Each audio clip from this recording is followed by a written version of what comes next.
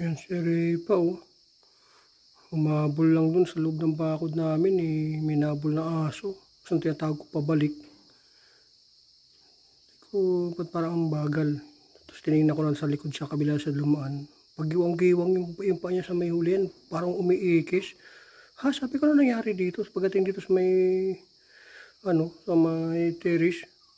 Humiga agad. Pikit ko. Kala ko natuklaw ng ahas. Hinahanap ko kung may sugat naman ng ahas. Wala akong makita. Sabi ko, saan kaya naman ba't nangyari dito? Sabi ko. Ba't parang gumigiwang? Umipikit-pikit siya kung mamamatay pa ata. Kinakabahan ako, grabe. Talaga sinasabi ko, itong nakasama ko ito sa bukid, sabi ko, mukhang nadali pa ata. Tapos pag tinatawag ko naman siya, tumitingin siya, tumatas ang ulo niya. Tapos kinakamot ko siya kasi madalas magpakamot sa akin. Tapos maya tumayo, gumigiwang-giwang pa rin. Pumunta sa kusina. Binigyan namin ng tubig.